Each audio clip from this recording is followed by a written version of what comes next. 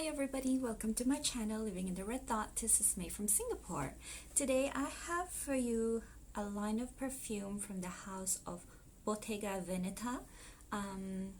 It's something that I have just discovered recently, and I have been really obsessed with the line of Bottega Veneta perfumes for women.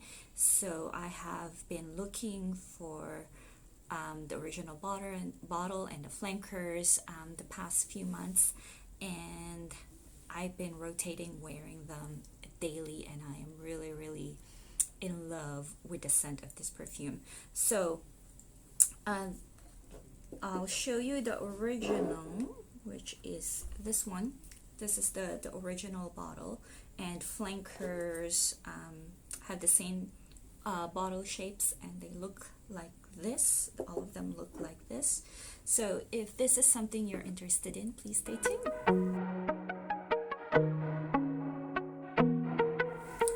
So how I discovered this perfume was through something that I bought online. So I bought a perfume online, and they sent me a body gel sample of the Bottega Veneta perfume.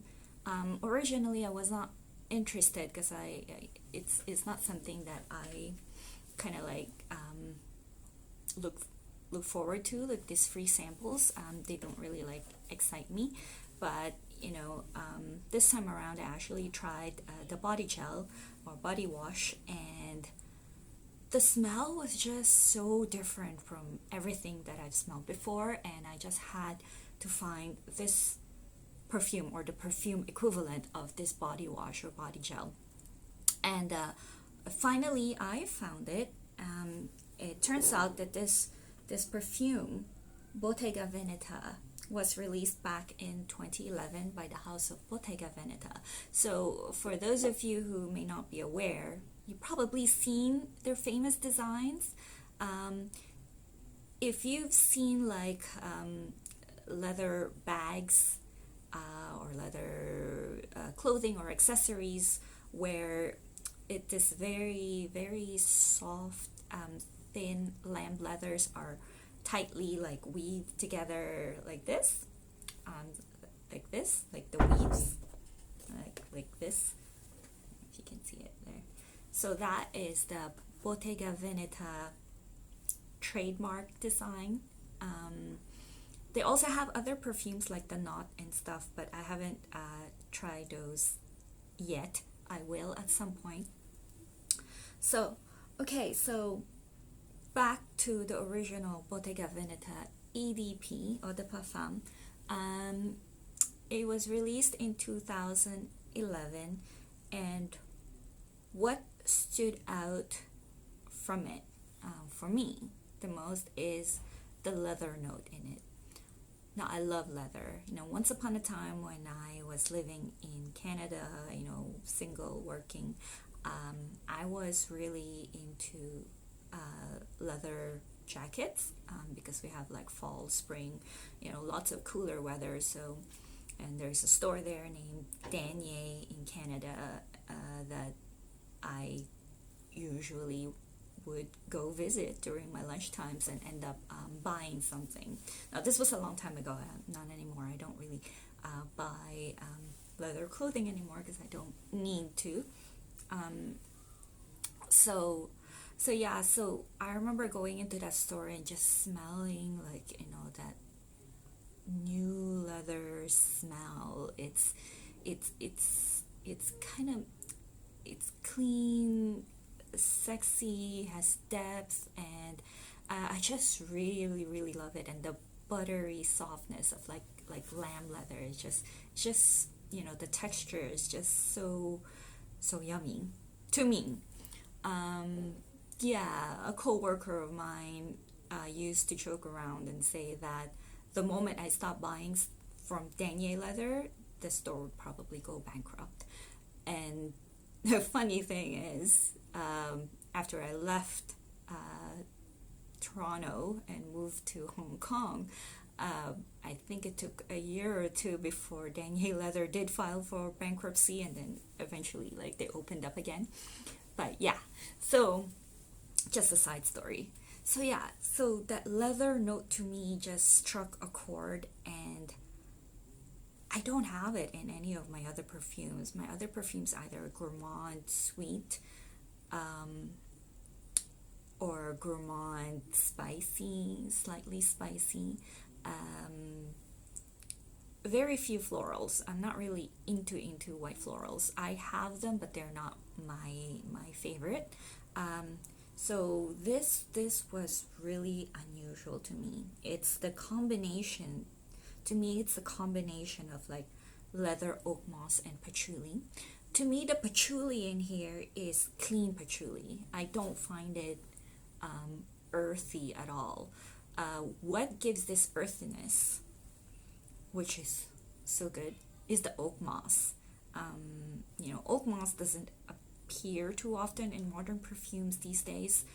Oak moss, gabanum, and all that, they kind of show up on kind of older perfumes, but not so much on modern ones. So this combination is just so intoxicating. I can smell slight jasmine, but really what stands out to me is the leather and the oak moss. And the jasmine gives it a bit of like, a floral background, but it doesn't take away from that leather, that soft buttery like leather feel.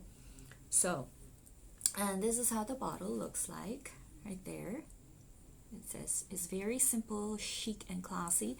It's got this like leather ribbon here, and there's the Bottega Veneta weave design showing through. So for a fashion house that specializes in leather, I think this perfume really did a good job, or the perfumer did a good job in representing the fashion house's specialty.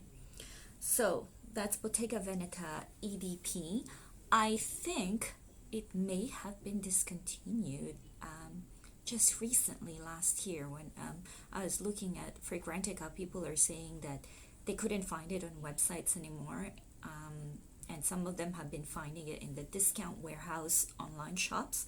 So it might be a good time to snap one up if this is something that you're interested in. And this is how the box looks like. Again, very chic, simple, chic. I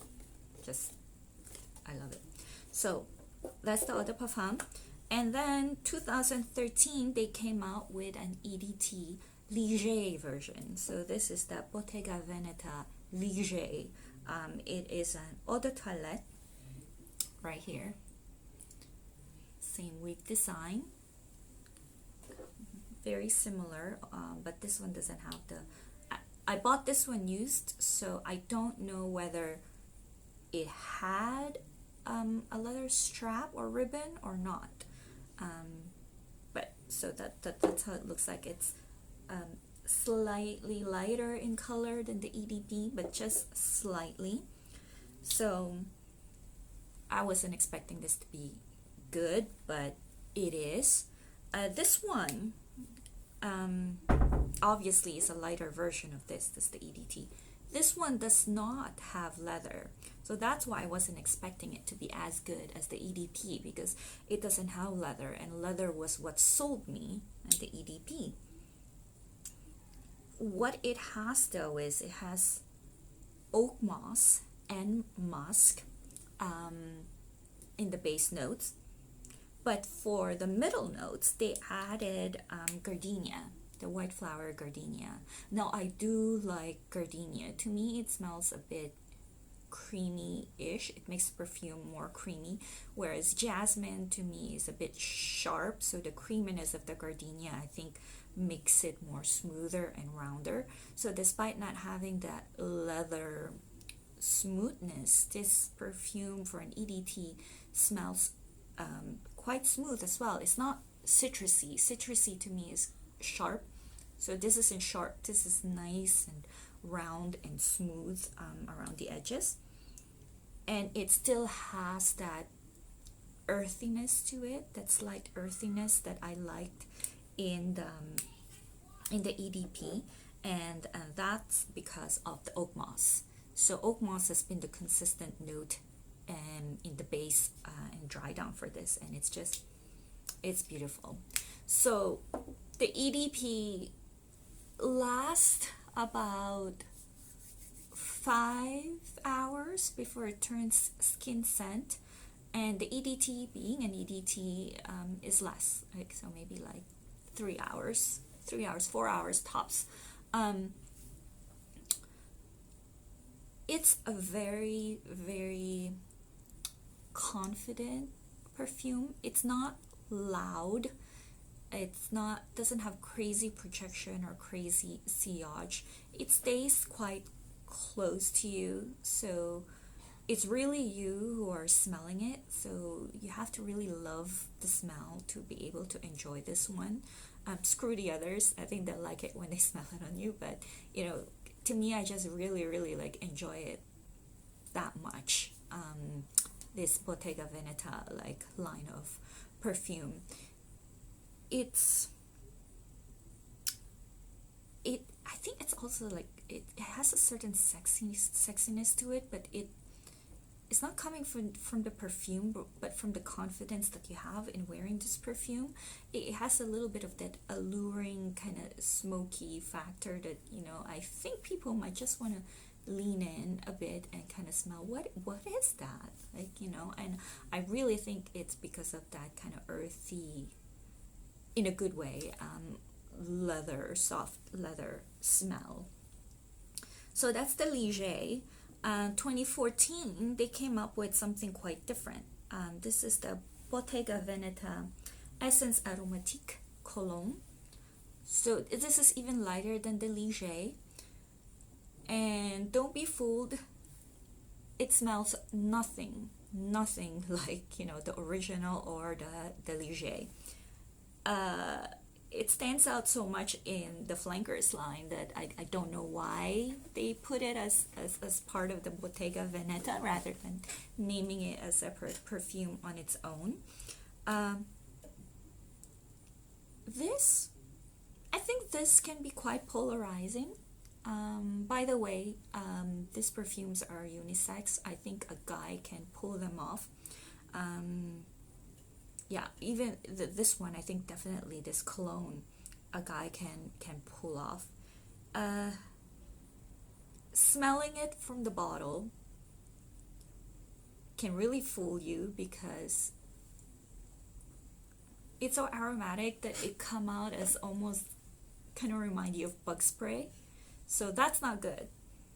So initially I was kind of like, oh, you know, blind buy failed, but that's smelling it from the cap, from the bottle cap, and smelling it on a piece of paper. It's very different. It behaves very differently once you spray it on skin. On skin, it's very much kind of like a boudoir type of perfume. It has this kind of like soft, like powderiness in it. It's a clean patchouli. You know, it's got that sandalwood, and I think the sandalwood gives it that more masculine, or leaning towards masculine quality. But the coriander gives it that aromatic quality to it, and probably that's what makes people go like, what is that? Like, why would you put that in a perfume? But, you know, honestly, when I spray this is such a good bedtime scent. It gives me the feel of Tom Ford Violet Blonde, and maybe Misty or Original. It's just got that kind of vintagey Hollywood powdery feel to it that is just so comforting. And you know, I'm glad it's a cologne because I wear it to bed, so after a while it does like dry down, so it doesn't get stronger, my nose, as I'm like falling asleep. So yeah, so is very interesting. I don't know whether this has been discontinued or not. I do know that they have a pour homme version of this essence aromatique, but I haven't smelled that one. So don't be confused. There is a pour homme version of the essence aromatique, and there is one that is just essence aromatique, which is geared for women. But I think a guy can pull this off. Yeah, for those of you who kind of miss violet blonde, to me, it gives the same like feel. So next we've got Bottega Veneta Eau Sensuelle. That was released in 2016. Now, sadly, I only have a small bottle. I am working towards getting a larger bottle, but the person hasn't responded yet, the one who says they're selling theirs, so we will see. Now this, I'm pretty sure, has been discontinued. But look at that, even the bottle is so cute. It's so small. But still, the detail is amazing. So, when I looked at Fragrantica, they say that this is very much white floral. And white floral is not my go-to type of perfume, so I was quite happy to get the small bottle. But after I had it, I want the big one, or I want a bigger one. I think it's better when it's sprayed rather than dab. But yeah, so this one I think is a pretty safe blind buy. It's very people pleasing. It's probably the most feminine amongst the line. You know, it does say white floral, so, but so does the Legere. But this one does not, like the Legere. It's lighter. It feels lighter, but it has the leather, and yet it doesn't smell earthy to me. And also it's tricky because when I try this, yeah, I'm trying to recall, when I try this on a paper tester, I thought it was very, very, very feminine, and soft and round and just pretty, you know. I think it's very pretty, that's it. It's a very, very pretty perfume, despite having like the leather on it. Now, when I tried it on skin, it retained that prettiness in it, but it actually started to lean more masculine. Like, you know, if this was like masculine, this is like feminine. When I spray it on paper, it's like somewhere here in terms of being feminine. But when I spray it on skin, it starts to move maybe somewhere here towards masculine. So I do think a guy can pull this off. And still, it's softer, much softer than the EDP. So yeah, so that's why I wish I had a bigger bottle of this, because I think if it's sprayed, it's easier to distinguish, you know, the differences between this one and the other flankers. So I would probably have to revisit this once I get a bigger bottle, or hopefully if I get a bigger bottle, because I think it's discontinued, so it's going to be a problem getting a hold of one. That's 2016. 2017, they came out with Bottega Veneta Eau de Velours. Bottega Veneta Eau de Velours. So this one, as per the name, has a velvety like ribbon right there. Gorgeous, gorgeous plum, like, you know, violet coloring. I think this one must have come out as a special edition. It is discontinued, but how is it different from the original? It's quite similar to the original, but I think it smells a bit drier in the nose. Like when you smell it, it's drier. It's definitely more warm and spicy. This to me is a bit cooler, you know, when compared with this. You know, these are really good for like fall weather, this perfume. So this reminds me of kind of like mulled wine. It's slightly sweet, plummy with a warm spiciness to it. And yes, it has the leather note, which is very prominent in the original. It has patchouli as well. And in this one, I think the patchouli is slightly stronger, but it's still clean patchouli. Yeah. It also has rose, so it gives it a bit more kind of like that rounder floral, but very, very, you know, the rose to me, to my nose, is not, you know, prominent. It's more in the background. What I really get from it is like kind of like this slight sweetness of plum, the spice, and the leather. So I think this is probably the sexiest out of all. I can see this one being a very nice fall type of perfume where you can smell it on your scarf, you know, wear your leather jacket or boots, you know, knee-high like stiletto boots, and scarf, and spray this on. Oh, I think it's just divine. So I love this one. And lastly, in 2018, they came out with Bottega Veneta Labsulu, which is this one. This is a tester bottle, I believe.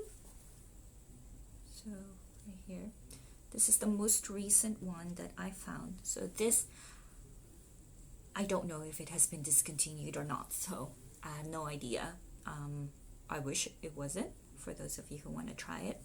But so Labsulu, this would be the intense version of this. Okay? This is intense. So this, because it's intense, the leather note here is very, very strong in comparison to the rest.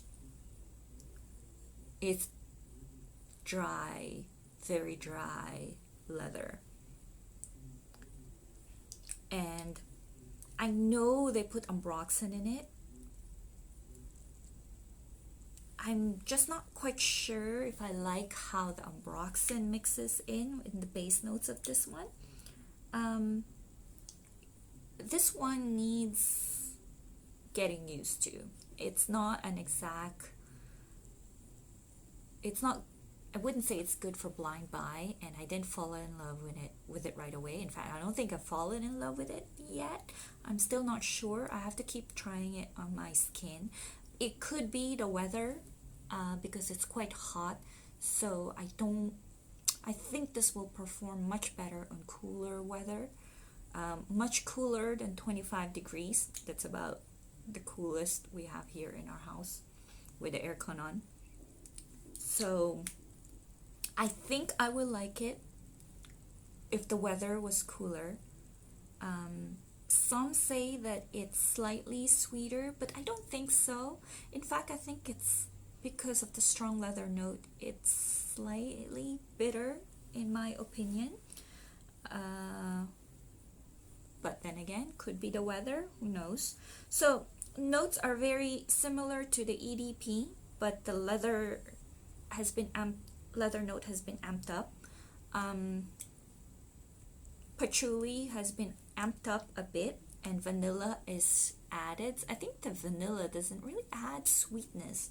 Usually it does, but it gives more of that kind of vanilla smooth feel. I think because the leather is quite strong dry and almost rough, the vanilla acts to kind of like smooth it down.